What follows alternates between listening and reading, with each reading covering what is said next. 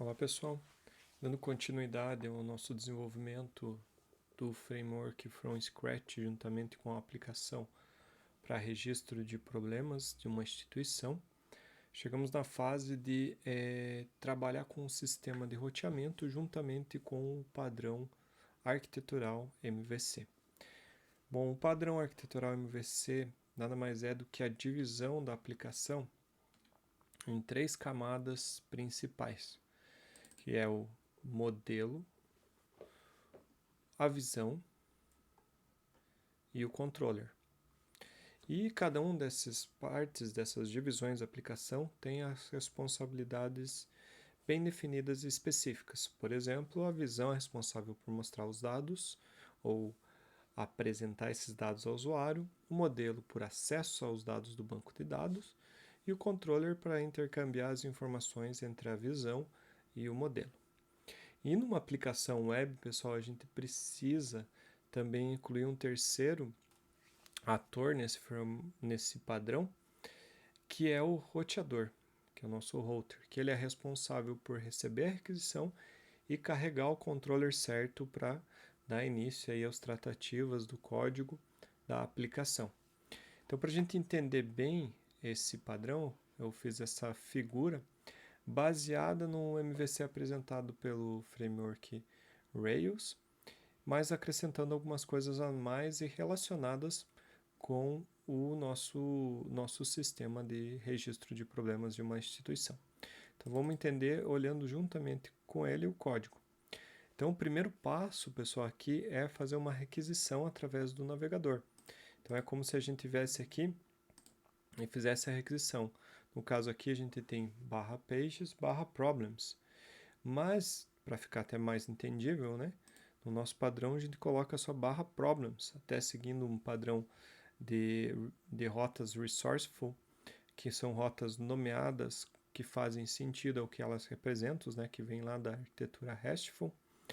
A gente vai ter /problems com a intenção de carregar todos os problemas. Então é como se eu clicasse aqui ou desse um F5 na página para trazer todos os problemas. O que acontece? Feito isso, é disparado uma requisição para o nosso servidor Nginx, lembrando que a gente está gerenciando o Nginx com o Docker Compose, então ele é um container em execução.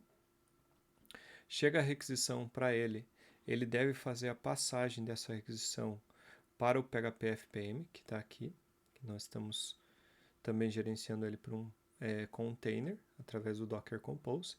E assim, o PHP FPM ele vai acionar o sistema de roteamento do framework, no nosso caso, do nosso framework em construção, e é esse ponto que a gente vai construir nos próximos vídeos, que é esse sistema de roteamento. Esse sistema de roteamento, pessoal, ele deve carregar um controller e uma ação específica. Basicamente, o que nós temos hoje aqui é nosso pages/problems e os arquivos, que é o nosso roteamento manual. Até se a gente ver aqui, a gente tem /pages/problems e ele vai carregar o index.php. Se eu clicar em novo registro, vai criar o new.php. Então aqui a gente tem um roteamento por nome de arquivo. Mas no framework isso não é interessante, porque a rota pode mudar e eu também não quero criar um arquivo para cada rota. Eu quero fazer isso de uma maneira mais automática. Então a gente vai fazer toda essa alteração. O que o roteador vai fazer? O router, né? Ele vai carregar o controller, instanciar o controller específico e acionar a ação específica, como ele faz aqui.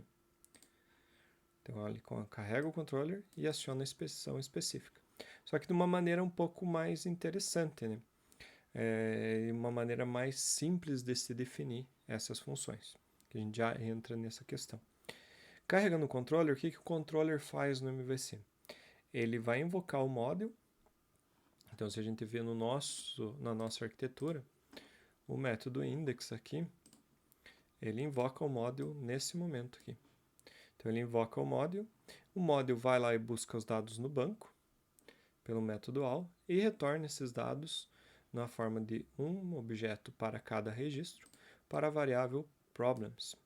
Então, essa variável local problems. O controller passa essa variável local problems para a view específica.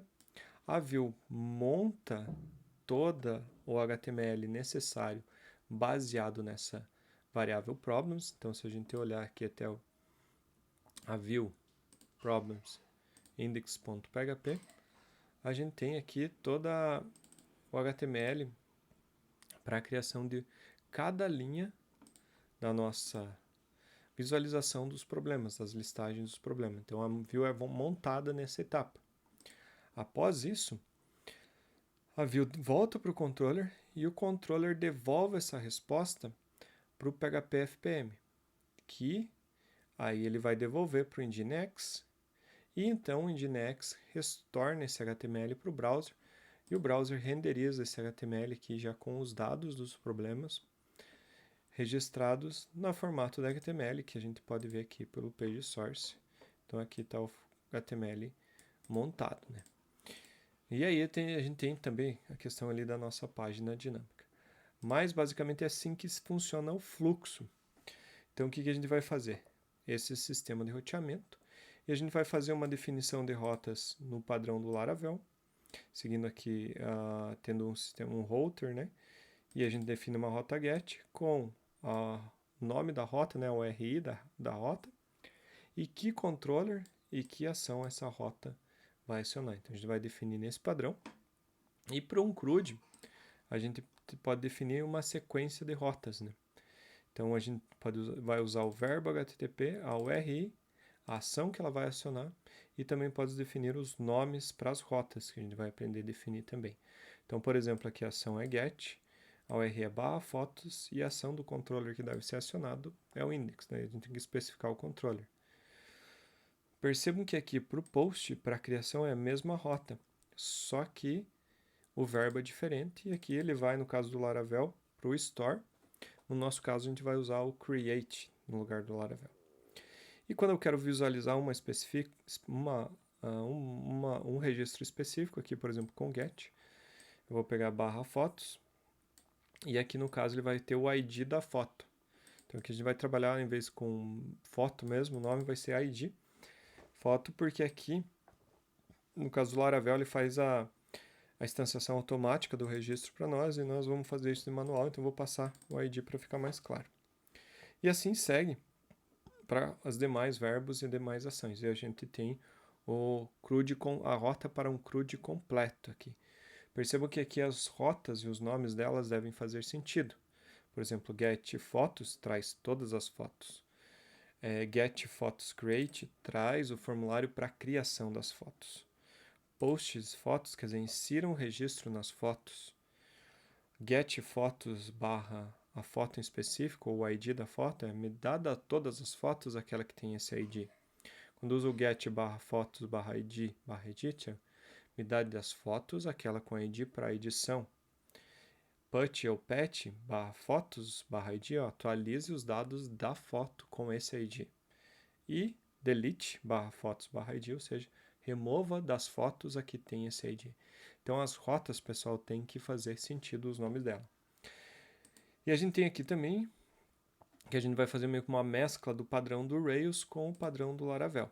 Então, no Rails aqui, a gente vai trabalhar com o ID para ficar mais claro, e a gente vai ser responsável pela instanciação dos dados, e não diretamente com o objeto foto aqui. E também aqui vai diferenciar que não é o create, aqui é um new, porque faz mais sentido também. A gente tem aqui fotos barra new, ideia.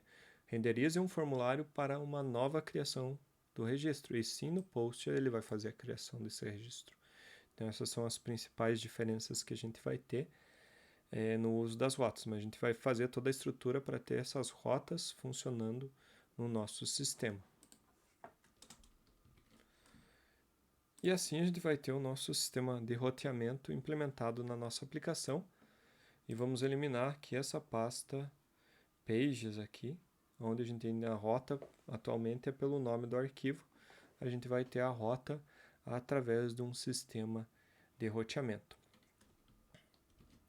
Além disso, pessoal, a gente também, trabalhando com as notas renomeadas, a gente vai usar o padrão do Laravel para definir os links para as rotas, não de maneira manual, mas através de uma função aqui chamada route, que ele vai montar a rota para nós baseada no nome que a gente define na rota.